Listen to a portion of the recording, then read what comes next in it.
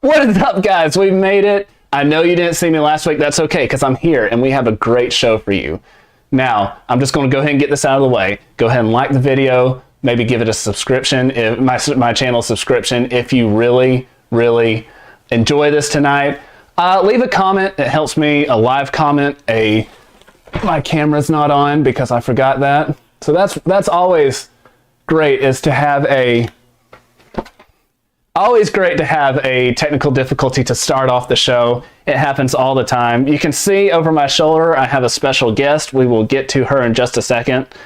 But yeah, go ahead, like this video, subscribe to the channel, leave a comment, hit the little bell, because that'll leave a ringing in your ear that you'll never be able to get away from, but it's okay because it will guide you right back here to me. And that's the best thing you could possibly do for yourself every week. So, with that being said, it's Tuesday night. Let's jump on into it.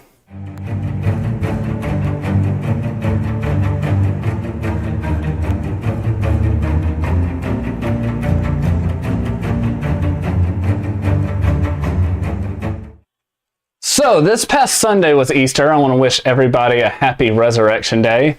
None of this would mean anything if not for the resurrection. So, you know, I'm very thankful for it. You all should be. Yes, I can tell you that. Now, let's jump into the show. So, abortion is constantly in the news. I talk about it a lot on here for good purpose. It's America's great sin, and you know, as a Christian and as someone who believes that those are real human lives, fighting for it is the only choice we have. Now, June is when the Supreme Court is expected to hand down the Supreme Court decision in Dobbs versus Jackson. Now, that'll be very important because if this goes our way, the right will be returned to the states to be able to make abortion laws. So, you know, here in Florida, hopefully the very, very Republican legislator and executive will do the right thing and just nix it. But we're going to be taking more and more looks at this as that time comes up. And today, I want to talk about a very sad thing that happens in our world, a very evil thing that happens in our world, and that is babies who are born test positive for some sort of a disability. So something like Down syndrome being the biggest, most well-known one that gets tested for. My guest actually has some familial experience with this. I'm just going to introduce her and she can tell you about it. She's been a friend of mine for over, 7 years now?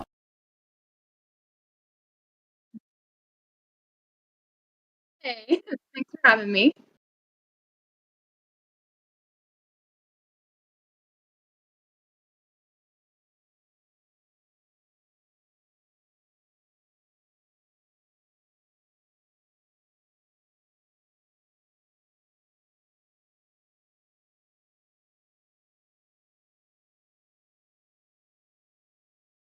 hmm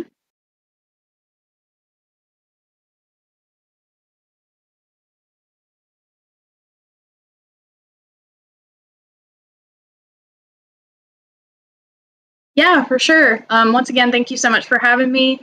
My name is Amanda, and I have a younger sister. Her name is Allie. She's about 4 years younger than me, and she was diagnosed with autism, cerebral palsy, epilepsy, and Rett syndrome as well. So she has a lot going on, as you can tell.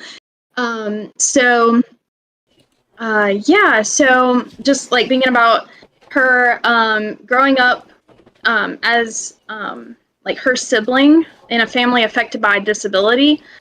That's actually what my podcast is all about. It's called Breaking the Glass Podcast, and it's my friend Becky and I, and we co-host it together. And on the podcast, we share our perspectives because we both grew up in families affected by disability.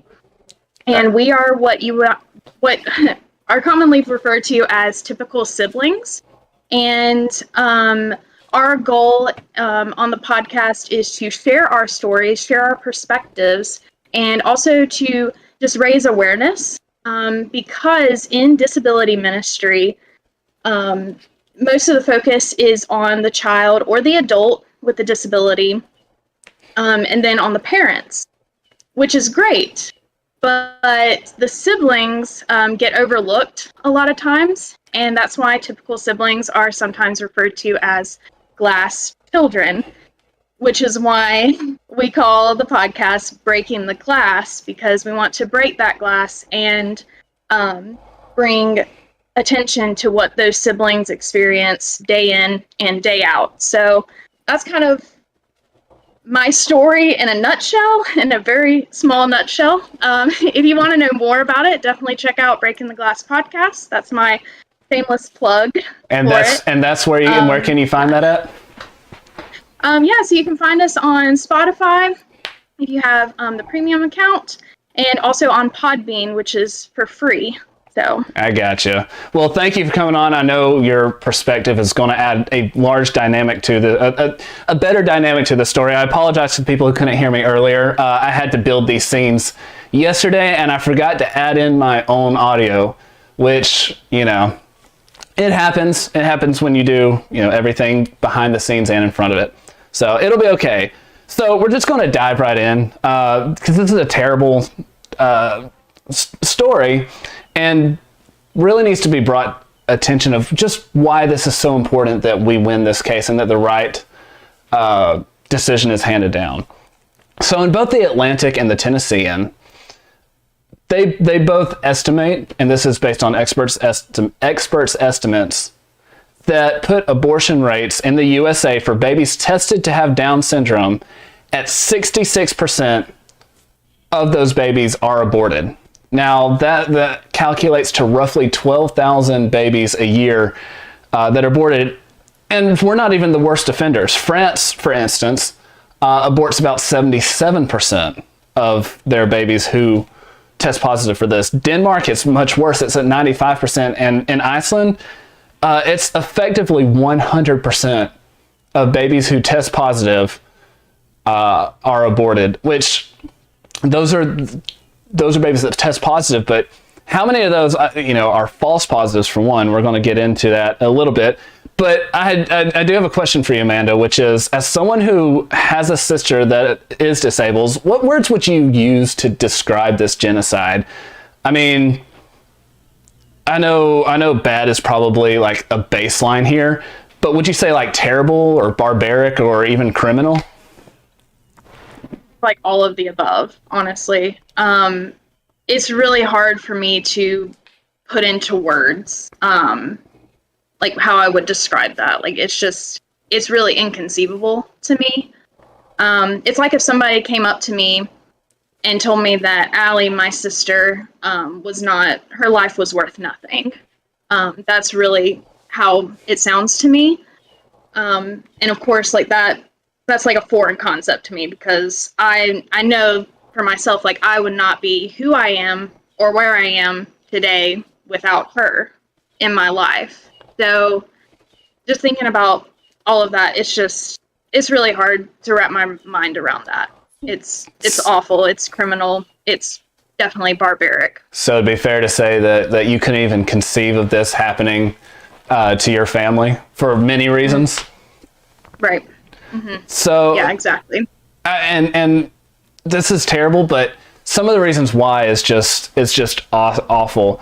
This is what in the Tennessean they're using as a defense of this, and I think it's very important that we dive into this so that we can get into the mindset of these people, so that we can hopefully eventually beat them, to preserve life. And a director quote says, by restraining patients' options, the bill would reduce the incentive to offer prenatal diagnoses, which in turn would have a harmful effect on medical care, said Ellen Clayton, a professor of pediatrics and health policy at Vanderbilt's Center of Biomedical Ethics and Society. Probably shouldn't be a part of anything that, has to do with the term ethics in this. But for example, without prenatal diagnosis, parents and their physicians would not have the chance that they would have to prepare for the birth if they had known that the fetus had a serious medical problem. The lack of preparation could harm the child's health. So the bill they're talking about, just for a little bit of backstory, is Tennessee's fetal heartbeat bill, which, among other things, doesn't allow for an abortion due only to a Down syndrome diagnosis. And it sounds like they're saying, and I'm gonna ask you this, It sounds like they're saying that if they don't have the option to abort the baby, because that's what it is, you're killing a baby.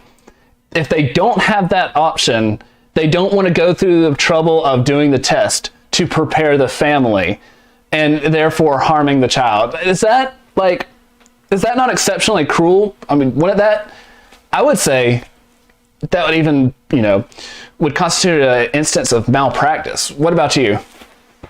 Yeah, no, that's exactly what I was thinking, because you're not really preparing the child for success at all, or the parents.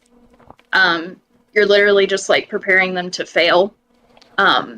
You should at least provide some sort of education, like, hey, your child might struggle with this, and here are ways that you can help them along, basically. So the fact that they're not able to do that, I would say it is malpractice. So I don't think I've ever talked with you about this. How much did you know about Allie's conditions before she was born? I don't think my parents knew anything, actually. She started having seizures whenever she was 4 months old. She was in the NICU for a while, like after she was born, but it was just, kind of like, not routine, but kind of like there wasn't anything like bad, like quote unquote. So yeah, like I don't think my parents knew anything beforehand. I got you. Do you think it would have helped if you had known that something like this might be coming up? Like, what preparations are there as a family who now does know? What are some preparations that you wish you had known beforehand? Definitely, like, just if they would have pointed us in the right direction of like therapists or schools. Advocates are a big thing now. If you've heard of them, they basically help represent the family and literally advocate for them. So that would have been great to know about beforehand as well. But yeah, like the whole like therapy, schools, different things like that would have been great. Doctors, of course.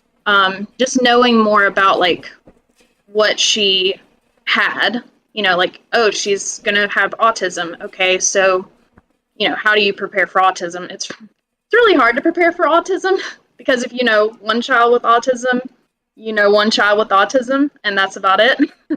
It's really hard to prepare for that. But yeah, just having like a general direction would have been really good. I understand. So the fact that because they don't even have the option to abort the baby anymore, now they don't want to go through any of this trouble, so they refuse to do anything to go. They refuse to do basic medical tests to help this family, which is just, it's so evil to me.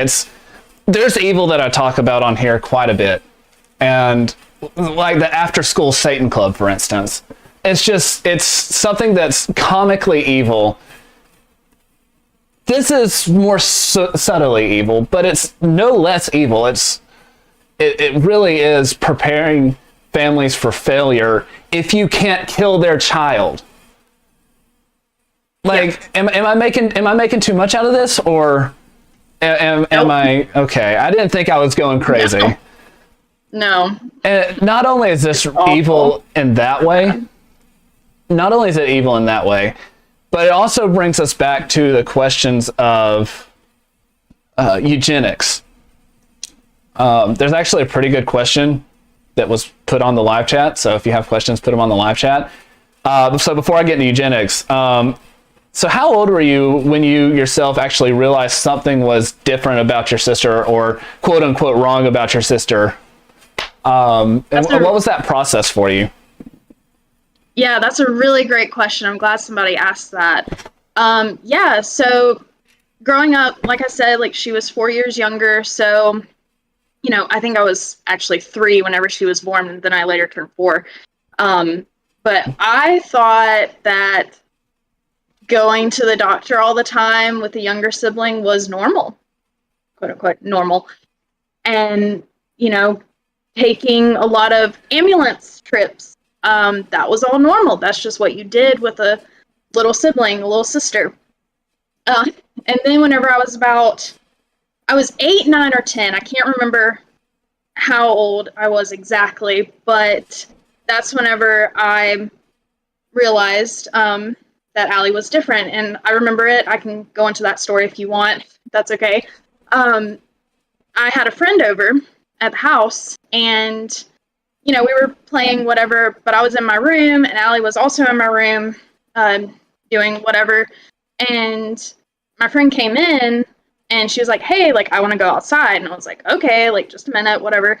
And she was like, "No, I want to go outside, and I want to get away from her."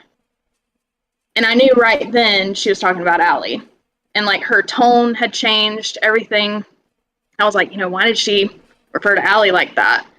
And that's whenever everything started to kind of, like, change in my mind. And I was like, oh, Allie is a little different.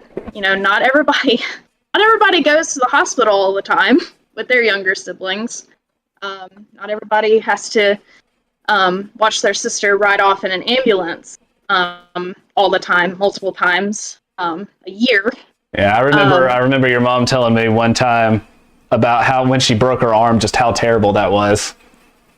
Yeah, exactly. And, normally breaking your arm would just be like, okay, yeah, let's just take you to the ER. But it was like this big thing for Allie because, that was just like a very traumatic experience. So we had to call the ambulance. Yeah, it was. Yes, I have many stories like that. A lot of them are chronicled in the Breaking the Glass podcast, aren't they? They are. They are. Mm-hmm. So yes. There's another plug for you. Heck yeah. Yeah. We're going to get back to eugenics real quickly. You can find a lot more of those stories over there, and I've listened to a few of her the episodes of the Breaking the Glass in preparation for this, and you can actually it's a lot more in depth and worth to listen to. But going back into eugenics, the evilness of it, through the late 1800s, almost into the 1950s, eugenics was actually the basis of some pretty terrible things done to people. America, it's another stain on us. Thankfully, as a country, we strive to get better.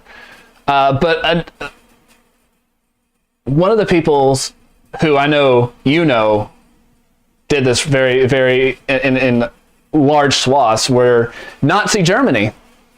And we've heard,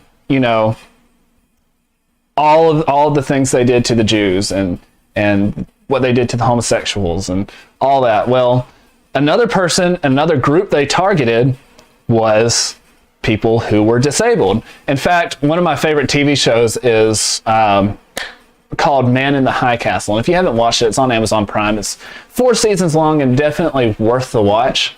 You do have to pay attention. Spoilers here. Spoiler alert for something that happens in the show.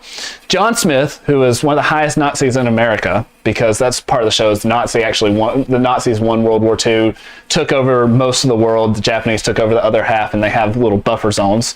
But he was a very high American Nazi in the government, and who had a son who was tested positive for, I believe it was ALS, if I'm not mistaken. Whoops, there we go. ALS. He was trying to get his son out of the country, away from Nazi Germany's reach, so that he could live his life, because they were going to kill him. And so brainwashed that he turned himself in, and they did, in fact, kill him. But it's, as much as that is fiction, it's really great for showing just how evil not only Nazism was, that doesn't need to be explained, but how evil the eugenics movement is.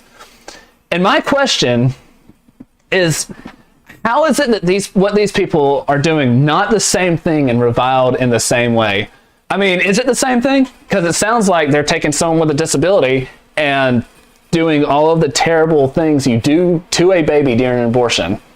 Am I right, or am I off the rails? Oh yeah, definitely. And it's sad because, that, like, back then they were, very, like, outspoken about it. And even now, like, you know, I think about the abortion movement and the pro-choice movement and stuff, and it's very, like, it's getting louder as we go along. Because used to it was kind of like, oh, well, you know, this is a safe thing, and, you know, this is why we do it, and, like, there's a good reason for it or whatever. And now it's just kind of like, oh, yeah, we're killing babies and we know it. They're proud about it. They shout their abortions, you know, Exactly. and it's awful. But it's even, I would say it's even more cruel when they do it to kids who only test positive. Their only crime is testing positive for a disability. Doesn't mean it's not a false positive. That's their only crime, though. I mean, I guess it's just as bad as normal. I guess why people regularly have abortions, for the most part, that is convenience. So the baby is not wanted for whatever reason, so you kill them. But I also had a couple more thoughts about this and why it's especially evil. Now, of course, you have the loss of innocent life and the murder of a baby. That's, you know, par for the course when it comes to abortion. To go a step further, you have murder because the baby might be a quote-unquote other. I mean, it's not true. The babies are just as human and made in the image of God as the rest of us. But some people might take them to be others, and that's why they need to be terminated before they have a chance to live, which is evil, of course. But it also takes an especially potent and pure human love and slaughters it. So, like, let me explain. God loves us unconditionally. Supposedly, that's a template for the love we're supposed to have for each other. Now, it's one that humans can't ever reach. We're not God. We don't have the infinite capacity for compassion. But some might say that it's tried to reach between a man and a woman who get married and try to love each other in that way. And I would say that's not the closest to the love that God has for us. Simply for the fact that men and women can, as much as they love each other, they can serve each other. They can do life together. I think this is even more of a compassionate love, Christ-like love, because it's a completely sacrificial act of love outside anything else that humans can do on a consistent basis. Am I off base on this, or are you kind of following on the same lines I am? Yes, I think so. And if I might add a little bit Go for it. to that. Yeah. Uh-oh. Oh, no. Okay, having a technical difficulty. I think, yeah, okay. She just cut out, so I want to fill some time until she comes back. But it really is second only to Christ dying for us, the love that, you know, a parent has and does. I've seen it in my own family. I don't have as close a relation as Amanda and her sister does, but I have seen it within my own family, the completely sacrificial way that parents take care of a kid who's disabled. You back? Yes. You want to away? finish? You did go away. Okay. You want to finish what you were saying? Yes, I would love to. Okay. Yeah. So the unconditional love of a parent to a child with a disability is definitely a mirror of God's love for us. And the way I see it, and just the way I've seen, like, in my own family and other families that I know who are affected by disability, is that we love without expecting anything in return. Like, take my sister, for instance. She is, love her to death. She is not a very loving person. Let me explain. Like, whenever my parent or my family comes to see me or I go home to visit them, I'm the one who goes out of my way to, like, hug my sister. Because, like, she's not going to come over and give me a hug. She's just not, she's not an affectionate person, really. And so, you know, I love her knowing, like, she, you know, she can kind of, like, she loves me in her own way, but, like, she doesn't show me love. Like, she can't serve me, if that makes sense. It's kind of like what you were saying earlier, Gray, about, like, a man and a woman, like, we can serve each other, but, like, Allie can't really serve me in the same way that I serve her. Right. So, yeah, so we have to like love without really expecting a return out of it. If that makes sense. It does. It does. Okay. Yeah, I get it. We're going to wrap this up. You have any more, wrap up this segment. You have any more thoughts on the matter? I think I've said everything I can. But anything else from your perspective? I have a lot of thoughts on the matter. But for the sake of time, no, I'm good. All we right. can wrap this up. All right. Well, this was one thing that I wanted her on for, was to do this. She's gracefully stayed on, and we're actually going to skip down to a question that has really been asked quite a bit lately, which is, what is a woman? And, normally it's me and Marcus here, and, we can debate on that all we want, and we would have merit doing so, but it helps to have someone who does have the 2X chromosomes on here. So this question, what is a woman, has been exploding a lot lately. It's been, you see it everywhere. Kind of started with Matt Walsh, was asked that question, or he actually asked that question of two supposedly non-binary people. They were both dudes on Dr. Phil. But it's more than that, as we talked about. Senator Marsha Blackburn of Tennessee was asked this of Ketanji Jackson Brown. Yeah, Ketanji Jackson Brown, the newest justice on the Supreme Court now that she's been in. Even though she couldn't answer what is a woman, which has legal ramifications. And it's a question that should be asked right now with what is going on in the world right now. So let's face it, Amanda and crowd, women are being given weird names right now. Stuff I've heard is birthing persons. I mean, I thought that was self-evident. Bleeders. Because, why not refer to a woman for what she is? Let's just do talk about the one thing that women do specifically that men can't do. Not just the one thing, but one of the biggest, at least outward things that women do that men can't do. Let's just refer to that, because, they're not women. They're bleeders. Yeah, and I was thinking I was going to be misogynistic at the beginning of the show. I mean, in President Biden's federal budget proposal, there's a section on infant mortality rates, which officially calls mothers birthing people. So, this is something that's handed down from the federal government. Harvard Medical School has started doing that, and the National Institute of Health. I worry that when the National Institute of Health can't call mothers, they call them birthing people.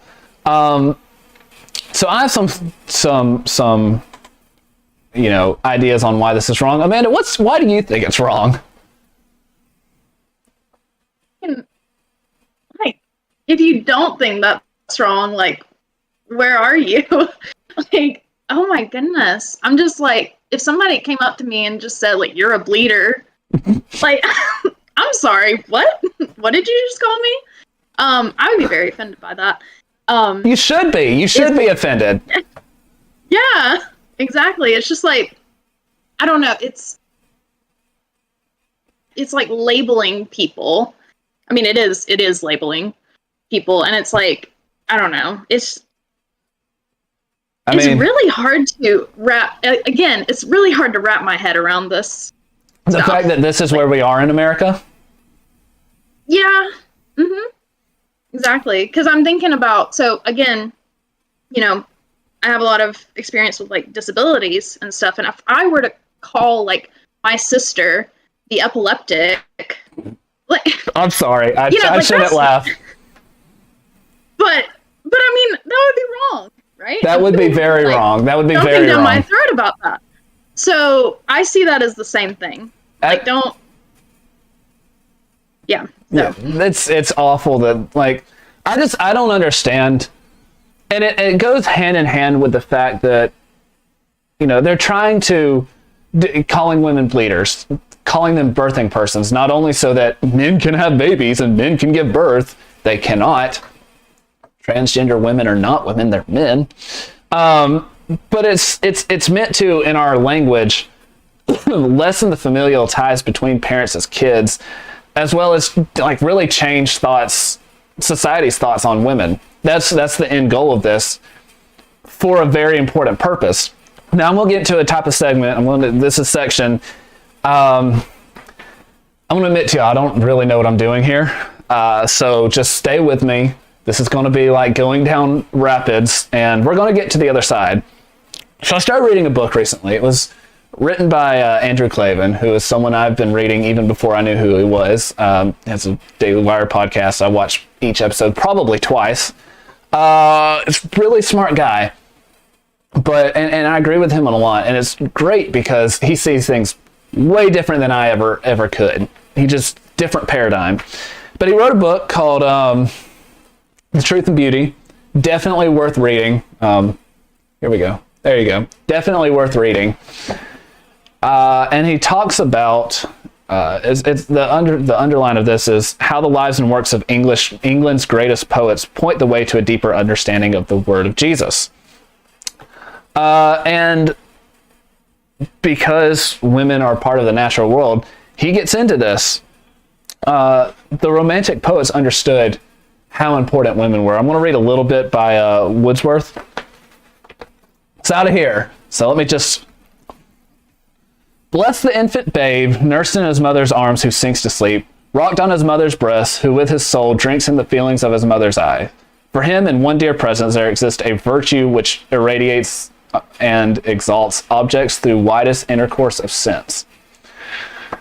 Now, I can't really take much credit for the insights that I'm about to give, because it came from someone who obviously understands this a lot better than mine, but he makes a very good point, which is that mothers are what gives, or who gives their kids humanity. So, like, I don't know about you, but without my mom, I probably would be a lot nastier human being.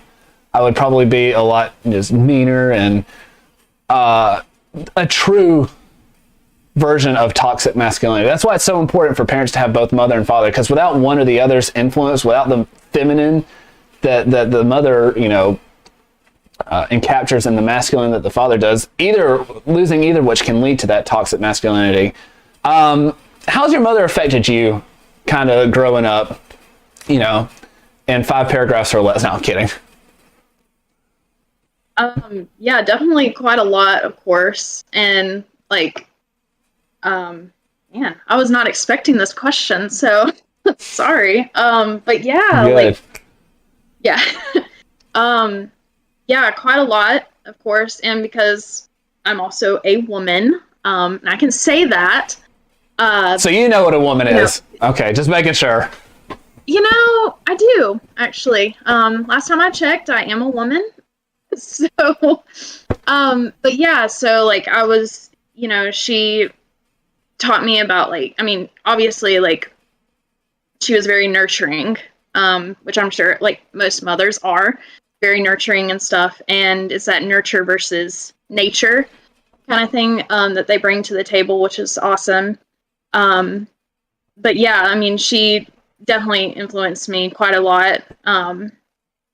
Both just me being a woman, but also in a spiritual sense as well, of course. Well, I know if there were just men raising people, there would be a lot of savagery going around, which is not a bad thing in boys. It's not a bad thing, especially in boys.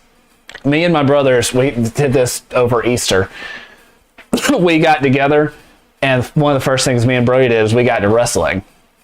And it's not a bad thing. It's not a bad thing to have that very masculine type of, interactions with each other. However, if it's not for the mother, they would never learn to control it. And if not for the father, they would never know where to unleash that masculinity in positive ways. So, it's why single mothers, as hard as they try, and I know they try hard, the best a single mother can do is is very rarely, I should say, if you have very poor parents, it might be overlap, but it's never going to be as good as having that masculine and feminine side working together to raise the child. And that's why it's so important to know what a woman is, because femininity is a superpower, in my opinion. Because, like I said, and it's actually funny reading through this, because later on you read that there's a thing called mirror neurons, and they're first activated when a baby is held by their mother, just when they're born. And going on through these mirror neurons, mothers and child's physical interactions lay the groundwork for baby's sense of self, and with that, a lifelong sense of identity. If you ever want to know why leftists want to go after your kids and destroy their identity, why they go after moms to keep that identity from being formed, it's because it's easier to then raise the child up. But that's why they have to go after the mothers, is if they can get that child away from their mother, away from that nurturing, it's so much easier for them to take. And it's easier to just destroy the child's identity. This is why the left can't answer the question, what is a woman? Which, just going to put it out there, is someone with 2 X chromosomes and someone who has female sex organs. Just saying. You have anything left to say on this? Again, there's a lot I can say on this. Go for it. We have like 6 more minutes that need to take up. Oh, okay. Go for it. I'll just you know what, you're full screen. Take it. Oh gosh. Okay, that's a lot of pressure. Awesome. Do not do well under pressure, but it's all good. So, yeah. I had a thought earlier and it kind of left my brain just now, but that's okay. Yeah, it's mind-boggling to, I'm like, how did we get here? How are we just now trying to figure out, okay, what exactly is a woman? How did people know for thousands and thousands of years and now they don't? I don't know. I don't get it. And also, I think it's really interesting. Again, this is just my 2 cents on, all of this, but I think it's interesting how, a lot of people, and specifically like the left, it's all about, gender equality and, women should have the same rights as men, but at the same time, they're like slowly taking our rights away. Yeah. Which is the only right. We're just seeing it happen. As a guy living in this culture, the only right they really seem to want to give you is the right to murder the baby that you can create. Like, once that initial, fertilization, like y'all literally grow a baby inside of you.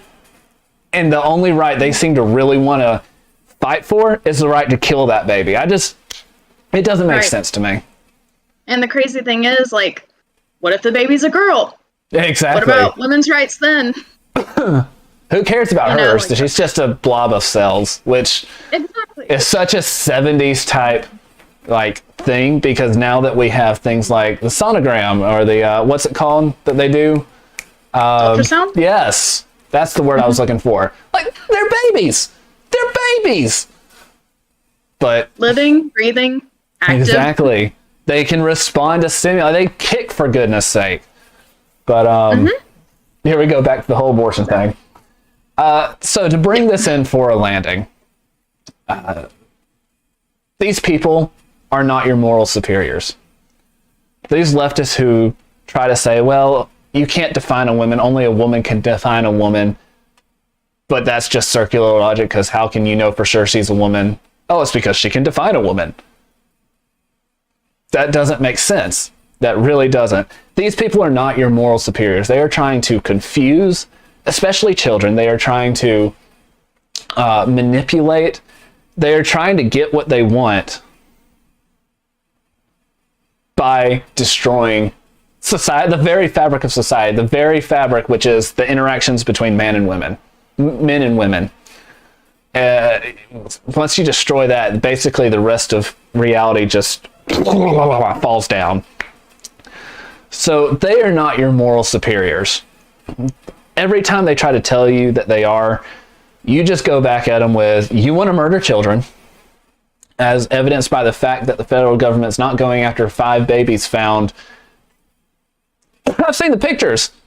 It looks like they could have been killed in a very, very, very illegal partial birth abortion where the baby's already sticking out and they stick a fork in their head and suck out the brains. It's terrible. You don't want to see those pictures, trust me. But these are the same people who want to murder your children like that sometimes. Oh, by the way, another thing on that story, the DC police refused to investigate or do an autopsy. It's terrible. I'll get through this. I'll get through my list down here. They want to murder children. They want to castrate kids, not just their own, but they want your kids to have the ability to castrate themselves, and they want to confuse them to get them to the point where they castrate themselves. And they can't tell you what a woman is, but they will call her a bleeder. So we on the right have a little bit different view. And again, I'm going back to this because it's just really a wealth of knowledge. But I think William Ross Wallace has the best thing I can finish on, which says, "Women, how divine your mission here upon our natal sod." Don't they? They get it. They got it back then. Keep the young hearts open, always to the breath of God. All true trophies of the age are from mother love imperiled. For the hand that rocks the cradle is the hand that rules the world. It's so, mothers are so important, which is why we must fight to keep women women and mothers mothers, and to fight to keep men from saying that they can be women. Traditions, correct traditions, is what we must fight for, because that's the only way that society is going to improve. Any last thoughts? Because we're about to the end of the show. No, nothing. So. Awesome. Yeah, no, thank you so much for having me. Thank you for coming. I think definitely you brought a perspective here that no one's ever had. And I think it really improved the show. Gonna have to have you back at some point. Mostly I'd love to do that. You're one of the only people who'd be like, yes, I'll do it. Well, yeah. Yeah. So thank you for coming on again. Breaking the glass. I'm sorry. Took me a second. Okay. Definitely worth listening to. Remember, women, you are so important. Keep that femininity. Remember, like and share this. It's very important information. Hit the little bell, because you want to hear me constantly running after you, and that's what you'll hear when you hit the bell. But it'll be all right, because you'll get to watch my content. Have a great day. Have a great rest of your week. Happy Easter. And go do something that'll get you canceled by leftists, because if you do, you're probably doing something right. See ya.